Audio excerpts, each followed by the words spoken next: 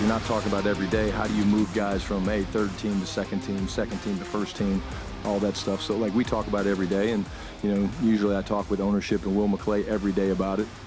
To get into big settings and have big long conversations, we'll do that today. We'll just because coming off the scrimmage yesterday, getting ready for this game, but I would say it's an ongoing process.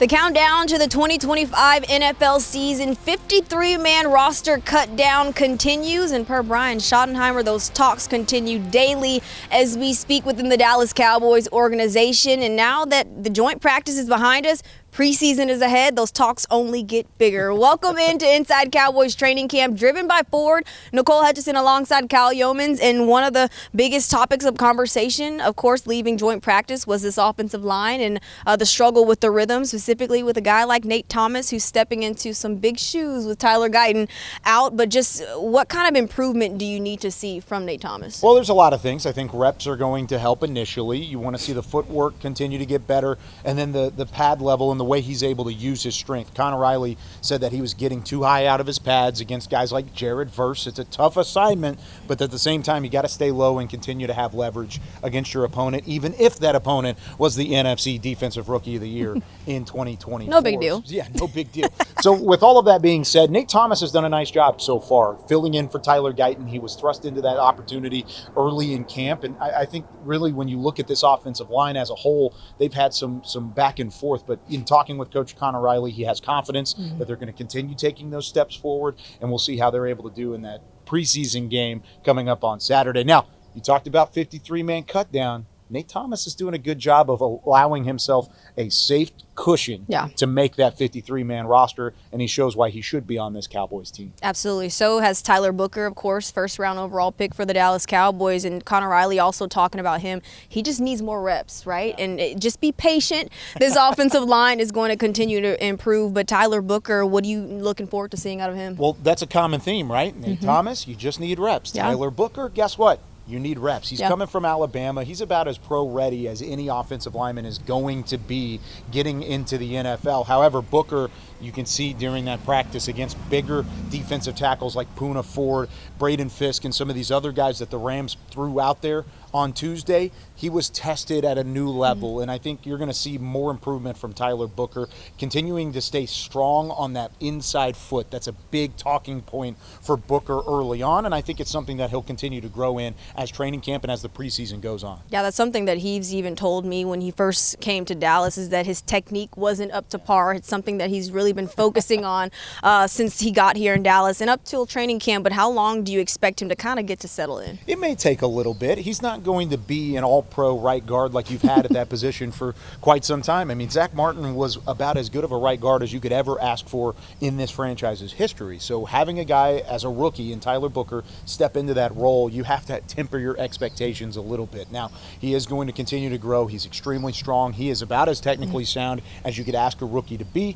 Got to be able to have some success early to build that confidence going into the middle part of it. Well, while the tune-up continues to build on this offensive line, the tune-up is hoping to get improved in this running back room as well. That's up next year on Inside Cowboys Training Camp. Inside Cowboys Training Camp, presented by Ford, is brought to you by AT&T, official sponsor of the Dallas Cowboys. Sleep Number, the official sleep and wellness partner of the Dallas Cowboys. And by your North Texas Ford dealers. Ford is the best in Texas.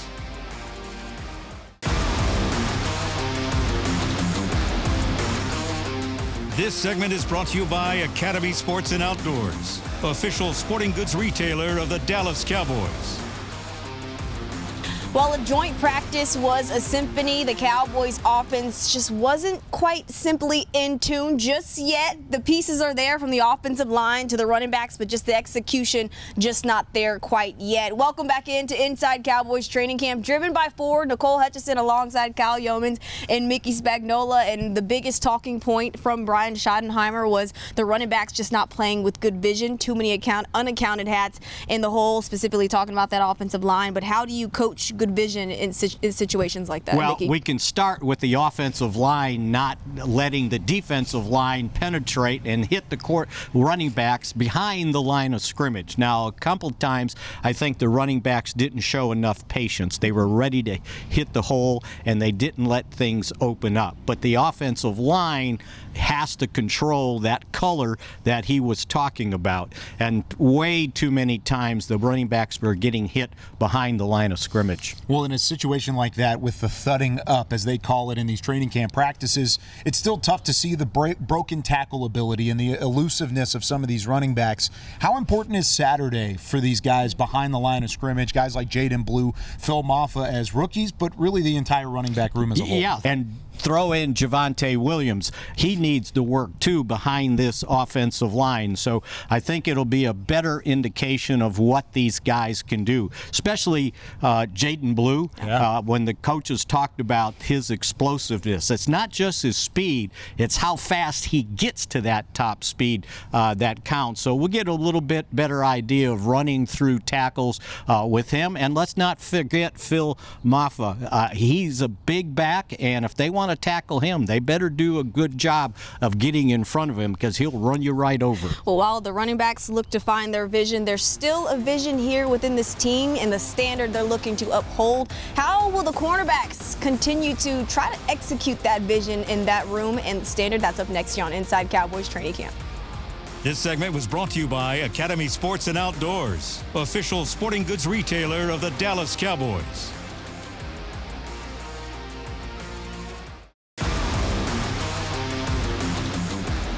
I want to see guys have some ball production, make contact with the ball, get the ball down on receivers, don't let people catch the ball. And then the big thing for me is having a corner that's going to tackle, right? So I need them to come up and show some physicality and hit people as well.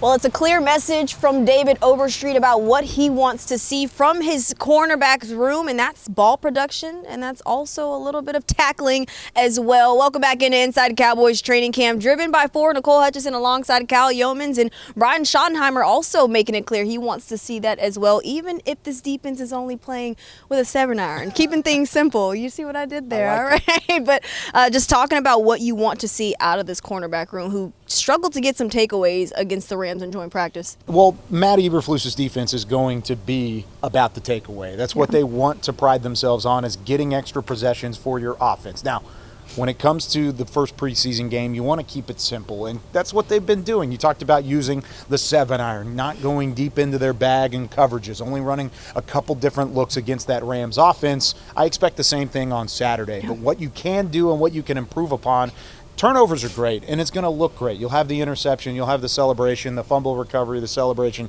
whatever it may be. The number one thing I want to see out of that cornerback room specifically is I want to see them tackle. I want to see an ability and a willingness to get up there and be physical at the line of scrimmage with the running backs, because if you're going to stop the run the way that Coach Eberflus, Coach Schottenheimer want to stop the run this year, you're going to need the corners to buy in. And you can see buy-in as early as that first preseason game. When you got to bring guys to the ground, they're going to be the ones tapped at doing so. If they're able to do that, I'll feel much better about the situation at that cornerback spot. And those guys that will have to be doing that and will be tested is Andrew Booth, guys like Troy Pride, who will see a lot of action in the preseason as well. What's your confidence level in those guys right now? I think that's high. I mean, Ezreal Mukwamu and Troy Pride have both played in meaningful regular season games, so a preseason game, even though the pressure's on to try and make the roster and be a part of that cornerback room, all of that plays a factor. But I think they've been there, done that. It's the guys that are a little younger than that I want to see more of. Keemon Hall, he's only played in 16 games in his NFL career. He's got to have